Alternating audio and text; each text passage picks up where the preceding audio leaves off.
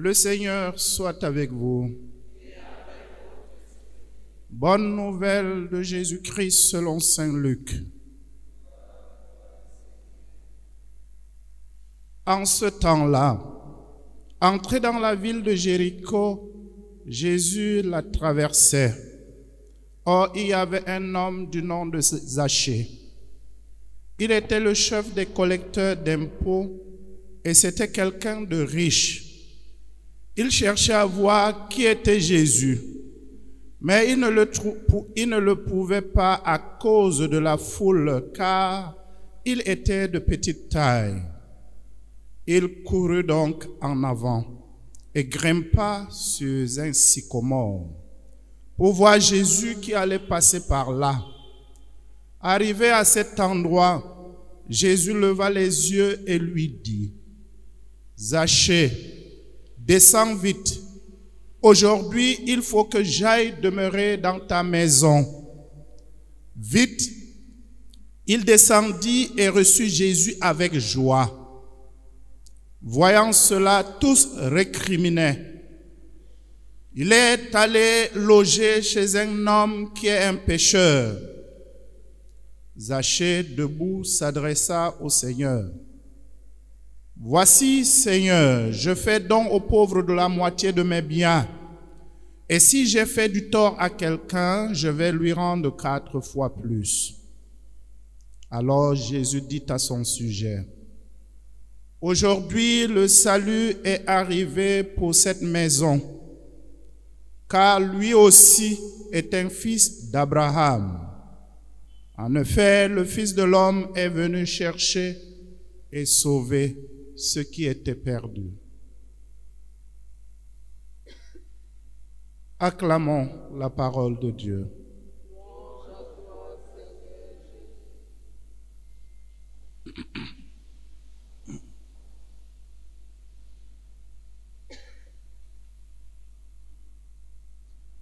Aujourd'hui, le salut est entré dans cette maison.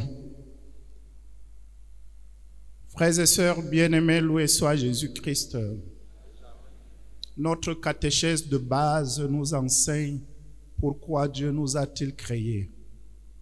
Dieu nous a créés pour le connaître, pour l'aimer, pour le servir et pour demeurer avec lui au paradis, dans son royaume.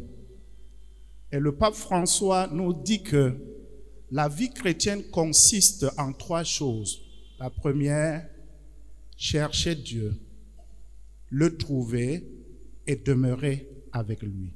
Demeurer avec Jésus, demeurer avec Dieu. Voilà en quoi consiste la vie chrétienne. Quand Jésus a choisi ses apôtres, ses disciples, c'est pour être avec lui. Voilà pourquoi les apôtres ont tout quitté pour être avec Jésus. Voilà en quoi consiste la vie chrétienne. Et la parole de Dieu de ce matin nous dit que si la vie chrétienne consiste à demeurer avec Jésus, alors il y a 2 écueils à éviter. Le premier, c'est que le chrétien est celui-là qui ne fait pas des grimaces. Dans ma culture, on dit: seuls les singes grimpent l'arbre et les hommes descendent de l'arbre. Si Zachée a choisi monter sur l'arbre, c'est parce qu'il y a quelque chose qui lui manque. C'est parce qu'il y a quelque chose qu'il veut compléter dans sa vie. Humainement, Zachée a tout. L'évangile nous présente qu'il était riche et qu'il était, n'est-ce pas, un responsable. Il avait tout. Comment pouvait-il grimper sur l'arbre? Il lui manquait un peu d'humanité, de considération. Et alors, il grimpe l'arbre comme ce singe qui grimpe l'arbre pour faire des grimaces, pour se faire remarquer par celui-là qui va lui donner la vie. Mais le chrétien n'est pas celui-là qui fait des grimaces au quotidien. Peut-être comme Zachée, nous avons tendance à nous comporter comme des singes aussi quelquefois. Nous faisons des grimaces pour nous faire remarquer du monde avec nos pacotilles, avec nos vêtements, avec nos comportements hypocrites, avec tout ce qui, n'est-ce pas, tout ce qui est illusoire. Nous faisons tellement de grimaces. Voyez-vous, c'est très facile de voir des chrétiens aujourd'hui aller en pèlerinage en Israël, en Terre Sainte, aller en pèlerinage à Lourdes, à Simalène, mais quand ils vont aussi au pèlerinage à Yassa, c'est pour vous faire quoi? C'est des grimaces. Quand on voit au moins en Terre Sainte, c'est là où on fait l'itinéraire de Jésus. Il est né ici, il a vécu comme cela. Quand on va à Lourdes, c'est parce que Marie est là. Quand on va à Yassa, c'est pour voir quoi? Quelle grimace! Nous sommes devenus des gens qui faisons des grimaces, des faux semblants. Il nous faut retrouver notre véritable humanité, frères et sœurs bien-aimés, pas celle des faux semblants, pas celle de ce que Monseigneur Akonga avait dit, des faux frères. Non, il nous faut retrouver notre identité réelle, notre dignité de chrétien. J'ai l'habitude de nous rappeler ici ce que le père de l'église Saint Léon le Grand nous disait. Ô chrétien, reconnais ta dignité, reconnais qui tu es. Tu n'es pas n'importe qui. Être chrétien, de surcroît catholique, c'est un privilège énorme. Nous n'avons pas besoin d'autres artifices pour nous faire remarquer que d'être avec Jésus qui se donne à nous chaque jour dans l'Eucharistie. Prenez, ceci est mon corps, prenez, ceci est mon sang. Donc le chrétien n'est pas celui qui fait semblant, non. Le chrétien est un homme authentique. Deuxième écueil à éviter, le chrétien n'est pas un comédien. Et Éléazar nous en donne l'exemple. La fidélité au Seigneur, nous enseigne Éléazar, la fidélité au Seigneur a un prix. Et un prix qu'on paye en refusant toute compromission, en refusant toute corruption, en refusant simplement la comédie, en refusant l'apostasie. Être chrétien, ce n'est pas être un comédien. Éléazar nous dit, je ne peux pas jouer à cette comédie-là. D'abord, premièrement, à 90 ans, je ne joue plus. À 90 ans, je dois respecter mes cheveux blancs. Quel est notre rêve? Nous rêvons d'avoir des Éléazars dans ce pays. Des gens qui ne jouent pas. Des gens qui sont vrais avec Dieu et avec eux-mêmes. Que de comédiens autour de nous. Des gens qui jouent. Et de surcroît, ils se présentent comme des chrétiens. Notre monde a besoin des Éléazars. J'ai un témoignage à donner. Je dois être un homme noble et un homme de vertu. Voilà ce qui nous honore. Ça sert à quoi de jouer à la comédie? Avoir les richesses du monde quand on sait que non, ces richesses, c'est le contribuable que tu as appauvri. Cela sert à quoi? Le véritable chrétien, c'est celui-là qui imite le Christ, qui se débarrasse de l'individualisme exacerbé et qui devient au quotidien le frère de ses frères. Voilà ce que Dieu attend de nous, frères et sœurs bien-aimés. Sommes-nous donc prêts à accueillir le salut de Jésus? Voilà la véritable question.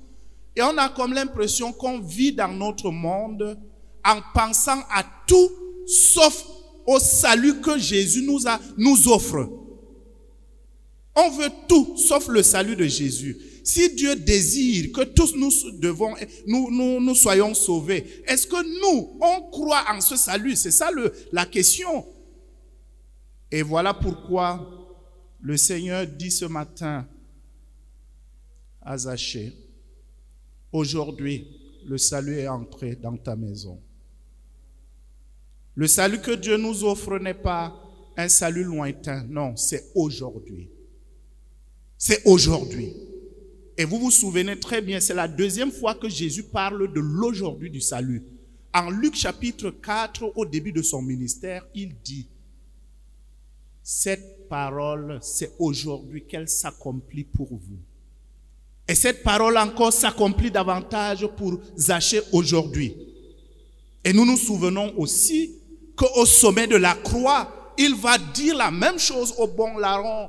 Aujourd'hui même, tu seras avec moi au paradis. Le salut de Dieu, c'est aujourd'hui.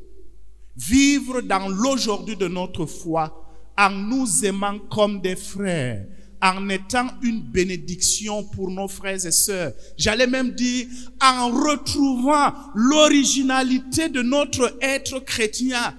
Retrouve l'original de ta version comme chrétien devant Dieu. Ne sois plus celui-là qui joue, celui-là qui fait de la comédie, non. Le paradis, c'est donc la communion avec Jésus, frères et sœurs bien-aimés. Sommes-nous donc prêts à descendre de notre sycomore pour accueillir le salut de notre Seigneur Jésus? Pourquoi faire des cris grimaces? Pourquoi faire de la comédie? Nous savons la raison. La raison, c'est à cause de notre peur. On fait de la comédie parce qu'on a peur. Et quand nous parlons de la peur, il y a Monseigneur Socrate qui dit souvent qu'il y a 3 types de peur. Il y a d'abord la peur malsaine. Et c'est ce qui a gagné presque tous les chrétiens aujourd'hui. La peur d'un homme. Quand on nous voit vivre dans notre société, nous avons tellement peur des hommes, plus que nous n'ayons peur de Dieu. On craint les hommes plus que Dieu. On est capable de faire des choses abominables. Mais quand on est en face d'un homme, on tremble comme une femme enceinte. Voyez, c'est pas possible. Saint Thomas, je vous invite à lire les apocryphes de Saint Thomas. Saint Thomas dit que, aussi vrai que moi, je crois au Seigneur Jésus, je n'ai plus peur d'un homme. Pourquoi avoir peur d'un homme? Et tellement nous avons peur et nous nous laissons compromettre, nous ne vivons plus la vérité et nous sommes tellement, c'est-à-dire asphyxiés dans notre manière de vivre parce que nous avons peur. Ça, c'est une peur malsaine. À côté de cette peur malsaine, il y a la saine peur. La saine peur, c'est laquelle? C'est que j'ai peur de haïr mon frère. J'ai peur de salir le nom de mon frère. J'ai peur de parler derrière le dos de mon frère. Voilà une peur qui, n'est-ce pas, crée l'unité, la réconciliation dans notre société. Une peur qui nous fait accepter les uns les autres. Et au-dessus de tout cela, de cette sainte peur, il y a la sainte peur. La sainte peur qui est la crainte du Seigneur, qui est un don de l'Esprit Saint. La crainte du Seigneur, cela veut dire quoi? Je crains le Seigneur, non pas parce qu'il va me punir, non, comme les autres églises réveillées. Non, si tu fais ça, Dieu va te punir. Non, je ne crains pas Dieu parce qu'il va me punir, non. Je crains Dieu parce qu'à cause de son amour, je ne veux pas me séparer de lui. Il m'aime tellement que je ne veux pas me séparer de lui. Voilà la sainte peur. La crainte du Seigneur. Il m'a fait tellement de bien que j'ai peur de me séparer de lui. Voilà ce dont nous avons besoin aujourd'hui, frères et sœurs bien-aimés. Prions par Marie qui est aujourd'hui présentée au temple. Qu'elle nous accorde l'assurance de notre foi. Pour qu'ensemble nous puissions reprendre comme le psalmiste. Le Seigneur est mon soutien. Le Seigneur est mon soutien. Rien ne peut m'ébranler. Je n'ai pas besoin de jouer. Je n'ai pas besoin de faire des grimaces. Je n'ai pas besoin d'avoir peur parce qu'il est avec moi. Voyez-vous ce qu'il nous dit dans Isaïe au chapitre 43, versets 1 à 7. Il dit, tu vas traverser les rivières. Tu vas même traverser la mer. Tu vas traverser le feu. Sache que rien ne pourra t'arriver. Car moi, le Seigneur, je suis là. Tu es précieux à mes yeux. Tu comptes beaucoup pour moi. Voilà pourquoi je t'aime. Loué soit Jésus-Christ.